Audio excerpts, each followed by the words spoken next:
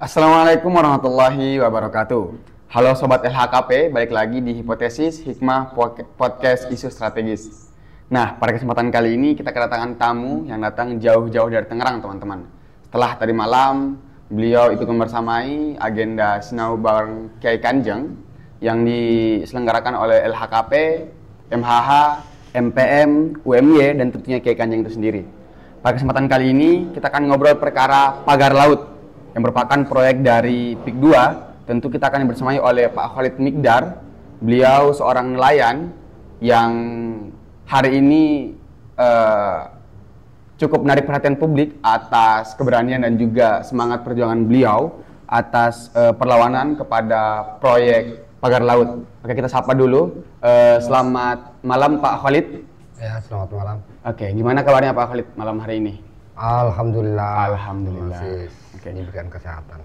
Alhamdulillah. Mungkin sebelum kita masuk, mungkin Pak Khalid bisa perkenalkan diri Pak Khalid terlebih dahulu seperti itu, nggih Pak? Ya. Terima kasih. Assalamualaikum warahmatullahi wabarakatuh. Waalaikumsalam. Nama saya Khalid. Biasa dipanggil Khalid Mikdar. Kenapa ada Mikdar? Itu adalah nama orang tua saya. Ya. Ya, seperti biasa kalau pekerjaan saya sehari-hari memang kalau nggak ya nelayan, paling ya petani, buruh petani. Gitu. Oke. Baik Bapak, terkait persoalan pagar laut ya Pak ya, yang di Tangerang ini. Mungkin Pak Khalid bisa ceritakan sedikit gitu terkait pagar laut ini. Bagaimana awal mula kasus pagar laut yang riuh dibicarakan publik, karena memang setahu saya ini sudah sempat dilaporkan dari bulan Agustus 2024. Dan memang menjadi atensi publik itu baru di awal tahun 2025. Juga dari awal proyek ini digagas, apa yang sebenarnya ingin dicapai? Lantas, apakah benar ini demi perlindungan wilayah ataupun ada kepentingan lain di baliknya? Seperti itu. Ya, terima kasih. Ya, sebenarnya memang isu pagar laut itu lama. Dan nelayan juga udah tahu lama. Cuman persoalannya kan lagi-lagi ketika nelayan ini banyak pertanyaan, ya termasuk saya. Ya, masalahnya kan mentok di persoalan pelaporan. Kita udah sering melapor sana sini, bahkan sampai melapor ke provinsi, DKP provinsi. Dan lagi-lagi mereka juga nggak berdaya, dan paling dia hanya bisa jawab ya nanti kita laporkan di pusat. Itu aja. Terus kedua, ketika saya tanya legal atau ilegal ini, dan mereka juga bilang itu adalah ilegal. Gitu. Dan kemudian ada pun isu yang berkembang bulan-bulan kemarin ini, kemudian yang satu ngomong ini adalah swadaya masyarakat, yang satu lagi dia termasuk saya itu bukan swadaya tapi ini adalah pengkaplingan laut gitu kan. Ini juga memang sengaja dibuat seolah-olah menjadi satu hal yang kontradiksi. Bahkan yang lebih lucunya lagi ya, hal-hal yang teraba kok jadi misteri gitu kan. Seolah-olah semua orang dibikin nggak tahu itu apa gitu. Ya kemungkinan ya karena persoalan seolah-olah dibikin orang banyak nggak tahu dengan persoalan itu, ya mungkin karena memang kalau boleh dikatakan satu hal yang mustahil lah. Ya ngangkut bambunya aja lewat kantor Airut kok nggak tahu gitu. Bahkan saya sempat baca Bapak bahwasanya proyek ini sempat dihentikan seperti itu, sempat dihentikan entah di akhir Agustus atau September. Nah itu awalnya itu masih ketahuan 7 km pasang bambunya. Namun ketika naik ke publik itu sudah sekitar 30 km gitu pagar lautnya. Iya, karena memang lagi-lagi kan persoalannya ya memang sempat diberhentikan karena memang ada kelompok yang menamakan HNSI gitu kan, meributkan persoalan pagar laut itu, kemudian datang lembaga terkait seperti DKP juga, terus lembaga yang lainnya masalah ini kelautan gitu. Nah, lagi-lagi karena mungkin keributan ini bisa diredam gitu, kemudian bisa dilanjutkan lagi, ya mungkin beberapa kelompok orang yang meributkan pagar laut ini udah masuk angin gitu. Dan sepertinya ya banyak hal-hal kayak begitulah gitu kan, artinya ribut bla bla bla bla, ribut ini pagar laut ini segala macam. Ketika ini sudah kasih asupan gitu kan, nggak teriak lagi, dipikirnya ini udah beres di lapangan, ya diteruskan kembali, ya sempat seperti itu juga. Gitu. Berarti memang artinya ada sosok yang kuat gitu Pak ya di balik proyek pagar laut yang sedang viral ini Pak ya? Iya jelas lah, awalnya kan ribut, sempat kita juga diundang di acara TV di TV One, di catatan demokrasi itu dibikin kontradiksi, kemudian ya alhamdulillah artinya dari argumentasi kedua belah pihak itu artinya publik bisa menilai mana yang benar dan mana yang salah, mana yang masuk akal, mana yang nggak masuk akal gitu kan. Kemudian sampai akhirnya terjadilah pencabutan pagar laut itu yang dilakukan oleh TNI AL. Walaupun beberapa hari terhenti karena ada kontradiksi juga dengan Dinas Kelautan Perikanan Pusat gitu, yang dia berargumentasi bahwa ini adalah alat bukti nggak boleh dirusak atau apa. Ya sempat disegel juga gitu kan. Ya sampai akhirnya sekarang alhamdulillah udah beres gitu. Cuman tinggal bagaimana ini kasusnya supaya terus berjalan. Tetap bisa dikawal seperti itu Pak ya? Ya. Oke.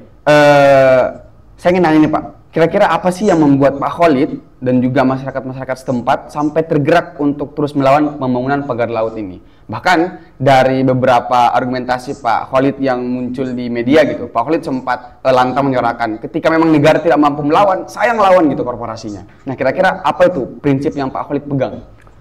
Iya kan artinya saya sebagai nelayan yang merasa satu aktivitasnya terganggu, dan kemudian bukan hanya saya tapi juga banyak teman-teman nelayan, bukan hanya di wilayah daerah Kerunjo saja atau hampir semua bantaran laut di sepanjang jalur pantai utara ini terganggu. Artinya ketika saya merasa marah atau kesal dengan adanya pemagaran laut ini, ya mungkin kalau dampaknya itu hanya saya pribadi, mungkin saya juga masih bisa nahan. Tapi ini kan persoalannya menyangkut hajat hidup orang banyak, ruang hidup orang banyak gitu kan. Yang namanya laut itu kan kedaulatan, ya kedaulatan negara. Terus kedua, saya melihat ini bukan persoalan sepele, tapi ini adalah persoalan besar gitu. Yang saya juga sebenarnya sudah membaca bahwa itu adalah jual beli laut gitu.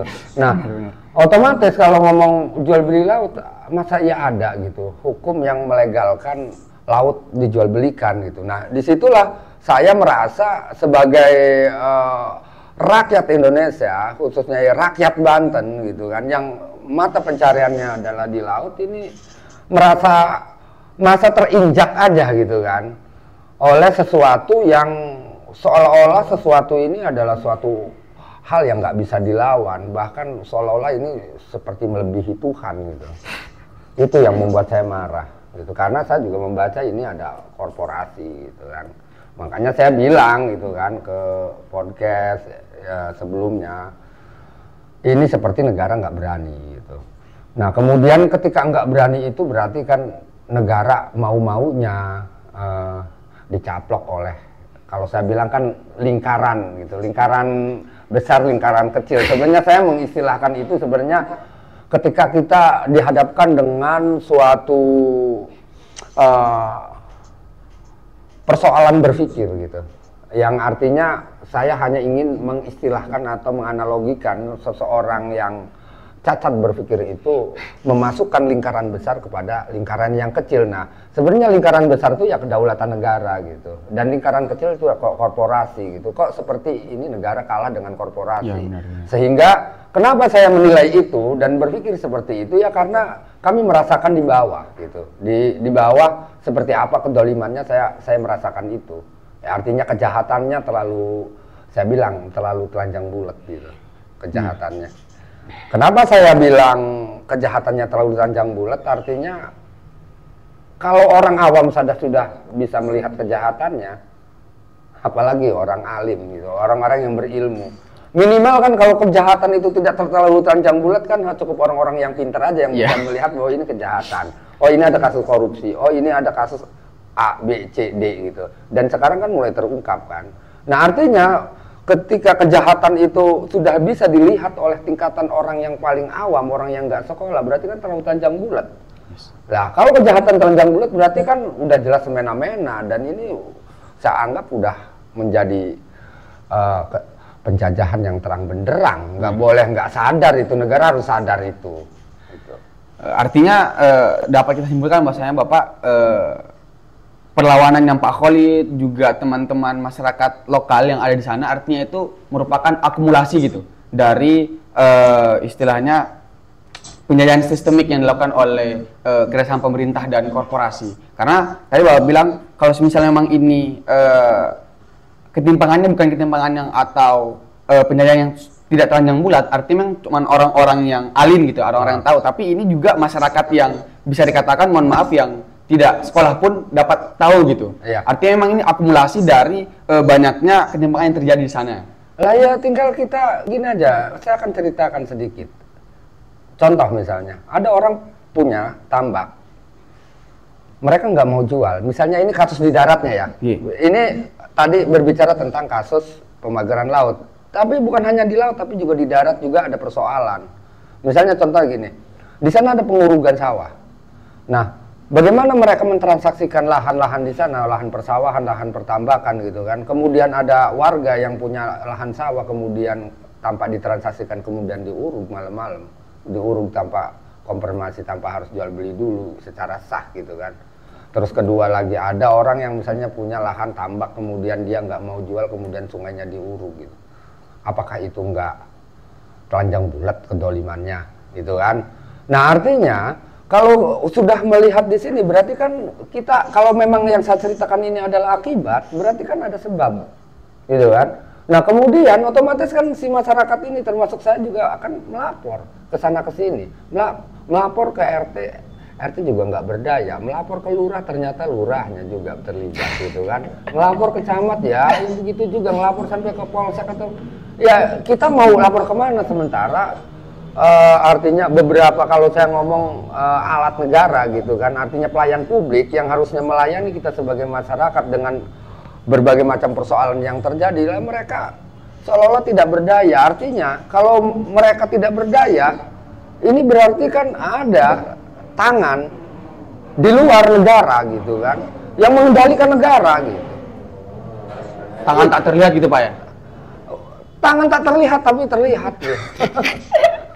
Gitu. Tangan tak terlihat, ya tak terlihat bagi orang-orang yang nggak paham, tapi bagi orang-orang yang menggunakan akalnya jelas terlihat. Bagaimana korporasi ini sudah menguasai negara dengan metode apa? Ya mungkin, ya contohlah saya mau nyalon bupati, saya mau nyalon gubernur, saya mau nyalon dewan gitu, sehingga mau nyalon wali kota, mau nyalon presiden atau hal-hal yang lainnya, lurah ataupun apa, otomatis kan butuh biaya. Lah mereka memainkan dana itu untuk melakukan pengondisian sehingga bagaimana diatur sampai dari mulai tingkat atas sampai tingkat bawah gitu, dari mulai tingkat kabupaten, provinsi, bahkan sampai tingkat menteri, presiden ya. Benar. Saya kasih kamu duit, gitu. Nah kayak saya pagar lagi seperti itu Bapak ya. Lah iya, kalau misalnya ya gini, Bapak calon legislatif atau eksekutif lah ya, atau presiden apa, saya biayai untuk beli kepala. Iya, sekarang kan kita tahu sendiri kepala harganya berapa, kali berapa supaya duduk, supaya menang seperti apa. Kita mengondisikan KPU segala macam itu kan perlu biaya. Nah kemudian ketika jadi, tolong dong rubah tata ruang. Yang tadinya pertanian nelayan dirubah jadi industri. Ya, semuanya serba dikondisikan. Nah yang jadi masalah adalah pemerintah ini mau kemana gitu. Nah kalau prosesnya seperti itu, sehingga kemudian ini namanya sebutnya apa ya? Kalau bahasa ini nyata dulu, pencongokan. Pencongok, dicongok. Kalau kerbau kan dicongok hidungnya itu apa? Bahasa Indonesianya? Di apa ya Pak? Ya dicongok Pak. Ya, dicongok gitu. Pencongokan budi namanya.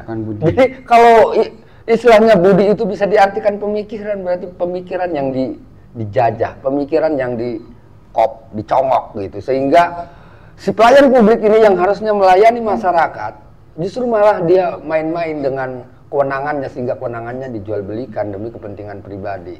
Gitu. Nah, kalau memang sistem itu udah melakukan seperti itu, ya ini kan namanya gila gitu kan. Ini mau kemana negara ini gitu. Oke. Artinya memang berarti nggak cuma di laut, di darat pun juga praktek-praktek tersebut banyak terjadi Bapak ya. Tadi sempat disinggung terkait lapor ke lurah, lurahnya pun juga bermasalah. Nah, ini Pak, terkait kasus tanah yang mencuat ke publik, kurang lebih sekitar 1 atau 2 hari kemarin, ini kalau nggak salah kadesnya, Pak Kohut ini juga terindikasi terlibat dalam praktek-praktek penyalahgunaan SHM dan juga SHGB. Nah, itu kira-kira apakah ada indikasi pelanggaran HAM di sana atau bagaimana Bapak? Lah sebenarnya kan Lurah Kohut itu sehari 2 hari ini itu kan sudah tersangka, gitu kan, sudah penangkapan segala macam. Oh, berarti memang sudah tersangka ya? Udah tersangka.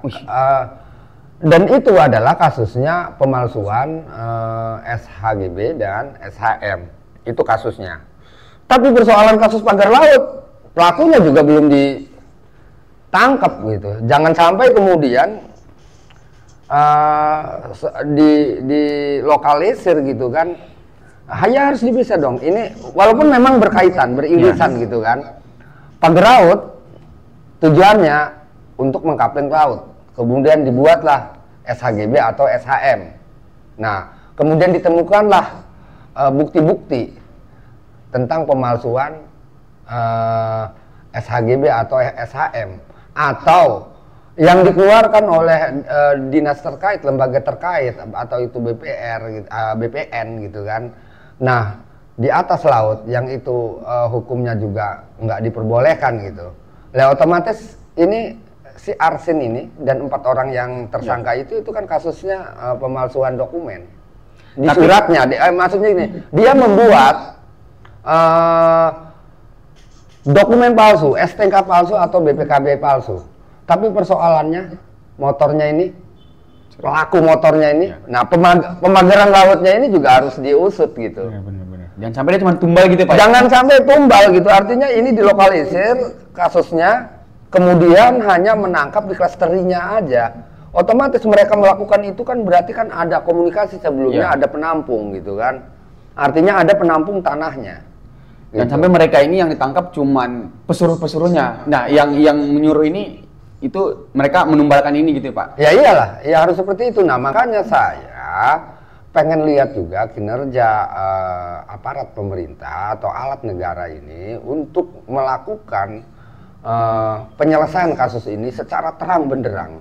Nggak boleh artinya kasus ini dilokalisir pada penjahat teri saja. Penjahat kakapnya juga harus kena. Anggaplah penjahat kakapnya misal ini misal namanya, bukan nuduh, ya menduga juga enggak, misal. Ya, siapa tuh Pak? Misalnya gini, Bapak penegak hukum, ya kan, anggaplah Kapolrinya gitu, kepalanya, gitu. Karena Bapak yang nyekolahin korporasi ini, duit segala macamnya banyak yang masuk, sehingga Bapak nggak berani nangkep Bapak angkat ini gitu. Karena Bapak sesungguhnya adalah pelayan kami. Bapak itu sahabat kami, rakyat. Artinya gitu. Walaupun memang dia sekolahkan saya juga harus berani. Iya harus berani karena hukum itu harus tegak. Benar. Harus tegak loh hukum itu. Harus tegak berdiri. Harus jadi panglima. Enggak boleh yang namanya ketika di hadapan pemodal atau misalnya di hadapan orang yang sering ngasih duit gitu kan, malah nggak tegak, malah justru tegaknya itu hukum pada orang-orang yang kelas teri, kelas bawah gitu. Tajam ke bawah, tumpul ke atas. Nah itu nggak boleh, itu nggak boleh. Hukum harus tegakkan. Artinya saya lihat di masyarakat ini sudah krisis kepercayaan gitu. Tolong dong dibangun kembali kepercayaan itulah. Jangan main-main lah gitu. Kalau misalnya nggak berani untuk melakukan ketegasan hukum, ya jangan main-main di wewenang lah gitu kan. Jangan suka main-main di kewenangan, jual beli kewenangan gitu kan. Main pat-pat gulipat gitu, bin salabin, kemudian berakadabra jadi. Nggak boleh. Bin salabin pagar udah 30 meter gitu Pak ya? Nggak boleh begitu. Kita bernegara, kita punya generasi. Mau dibawa kemana ini? Gitu kan. Nah artinya, kalau sampai misalnya amit-amit cabang bayi kejadiannya seperti itu gitu kan, artinya waduh lah berarti negara kita ini lagi diurus oleh agen penjajah. gitu, yang kemudian dititipkan kebetulan jadi penguasa. Ya pimpinan tertinggi negara sebelumnya. Benar-benar. Gitu. Dan ini efek gitu kan, efek yang berkelanjutan nanti gitu. Berarti memang ya lagi-lagi kita harus gimana caranya biar negara bisa adil gitu Pak ya? Iyalah, harus bener lah ngurus negara. Ya, makanya mau main-main ngurus negara kayak negara kecil, ini negara besar, negara raksasa Indonesia ini gitu kan, nggak boleh diurus main-main gitu, atau misalnya diurus dengan pola cita kemudian yang itu akan melahirkan pola laku yang hanya kepentingannya ya tadi itu gentong nasinya sendiri aja gitu, nggak boleh itu, nggak boleh. Bapak. Oke Bapak, terkait hal ini apa sih kira-kira suara nelayan ataupun aspirasi nelayan dan juga masyarakat lokal yang ada di sana terkait kasus ini, pagar laut ataupun juga ya kasus yang sedang mencuat ke publik Bapak? Kira-kira apa sih aspirasi masyarakat yang ada di sana gitu? Oh, lah ya kan jelas aspirasinya, ruang hidup nelayan tidak boleh diganggu, ruang hidup petani tidak boleh diganggu, ya kan? Ruang hidup petani tambak juga tidak boleh diganggu. Kenapa? Karena mereka ini adalah satu, kalau bicara tentang kelautan, mereka adalah pejuang protein. Bagaimana kita bisa berpikir kalau nggak ada asupan protein? Nah, sawah nggak boleh diuruk semena-mena. Karena mereka ini adalah pejuang karbohidrat. Kalau nggak ada karbohidrat nggak bisa angkat senjata. Lemes gitu Pak ya? Lemes, nggak ada energi. Nggak ada energi, nggak bisa berpikir, nggak bisa nggak bisa perang, nggak bisa apa. Artinya bagaimana ngomong kedaulatan negara? Penjahat kecil di negara sendiri aja yang dekat di pelupuk mata nggak berani. Itu. Jadi teman-teman, jadi Pak Khalid beserta masyarakat lokal yang ada di sana hanya ingin itu penegakan keadilan yang sebetul-betulnya, tidak hanya tajam ke bawah tapi juga tajam ke atas, dan juga ruang hidup nelayan itu tidak boleh diganggu, baik nelayan, kehidupannya di laut pun juga petani terkait lahan-lahan sawahnya yang ada di darat seperti itu. Nah, Bapak, kira-kira harapan Pak Khalid dan juga masyarakat sekitaran terdampak kasus ini kepada Muhammadiyah dan kepada perguruan tinggi di Yogyakarta terkait kasus ini, kira-kira harapan Pak Khalid itu seperti apa? Iya, sebelum saya berharap kepada, ya kebetulan saya bermain bersilaturahmi ke Jogja ini sebenarnya, makan saya pikir kota Jogja ini adalah kota ilmu gitu kan, banyak perguruan tinggi gitu kan, otomatis berarti banyak cendekiawan, intelektual, ahli-ahli berpikir di sini gitu. Nah, mudah-mudahan dengan persoalan ini juga bisa membantu minimal mentransfer pemikirannya gitu kan, bisa memberikan pemikiran ilmunya gitu buat saya khusus pribadi, dan kemudian ini juga saya akan edukasi juga buat masyarakat. Maksudnya gini, sebelum saya berharap gini, tolong gitu kan, yang khususnya paling saya harus ngomong ke presiden kali ya. Mungkin Bapak bisa dilihat di kamera ngomong ke presiden gitu, nanti disampaikan lewat media. Iya, gini. Hampura nih Bapak Presiden ya. Permisi Bapak yang ini? Nggih. Oh iya. Iya. Pak Presiden, hampura ini mah. Ya kalau saya ada ngomong salah ya mohon dimaklum lah. Yang namanya juga masyarakat kecil gitu ya. Ya kelasnya petani, nelayan, petani juga buruh petani, tukang cangkul. Dan nelayan juga ya hanya nelayan tradisional gitu. Kami ini masyarakat petani nelayan ini sahabat Bapak loh Pak, gitu. Saya yang milih Bapak itu, gitu. Dan saya juga ikut keterlibatan untuk membesarkan negara ini, terutama bagaimana saya mengelola lahan kami sawah dan bagaimana juga kami menjaring di laut teman-teman di sana gitu. Ya artinya ya tolonglah gitu, hargai masyarakat dan harus peka persoalan di masyarakat itu apa. Saya ini masih banyak berharap kepada Bapak Presiden. Kemudian yang bikin saya deg-degan gitu, agak sedikit emosi lah ke Bapak Presiden itu, kok tiba-tiba Bapak Presiden kok hidup Jokowi gitu. Kurang keras, hidup Jokowi ini apa gitu. Apa keterkaitannya? Ya yang sudah mah sudahlah gitu kan. Justru kami ini persoalan ini efek sebenarnya, efek dari salah kebijakan. Karena persoalan yang saya ceritakan ini adalah label PSN yang dilabelkan, distempelkan kepada swasta. Kemudian mereka melakukan semena-mena di bawah, di masyarakat gitu kan. Sehingga terjadilah gejolak gitu. Nah, tahu nggak Pak?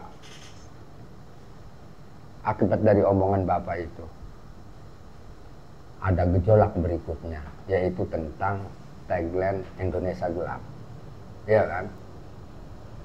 Justru di sini kami sebagai masyarakat kecil, waduh, ini seperti ada gerakan gremet-gremet gitu, yang menuju kepada kudeta bertahap, berpelan-pelan gitu.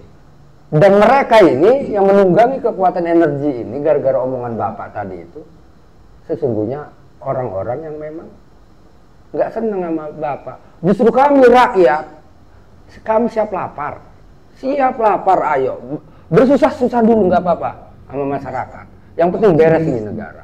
Biar di zaman kita susah-susah dulu. Yang penting di kedepan hari anak cucu kita ke depan bisa tercerahkan. Artinya mereka bisa melanjutkan sekolahnya di tingkat perguruan tinggi, jangan kayak bapaknya cuma lulus SMP doang, kan kasihan Pak, rakyat harus pinter. Nah ini Pak, pesan saya ke Bapak, ya tolong aja lah, Bapak Presiden tuh sahabat saya, sebagai rakyat, itu.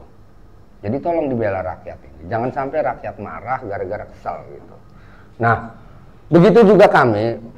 Ya mudah-mudahan Bapak Presiden mendengar, artinya saya mumpung lagi ya di Jogja gitu kan, kami berharap ya khususnya kepada seluruh keluarga besar Muhammadiyah gitu kan, baik dari tingkatan pusat sampai daerah, tolong dibantu rakyat.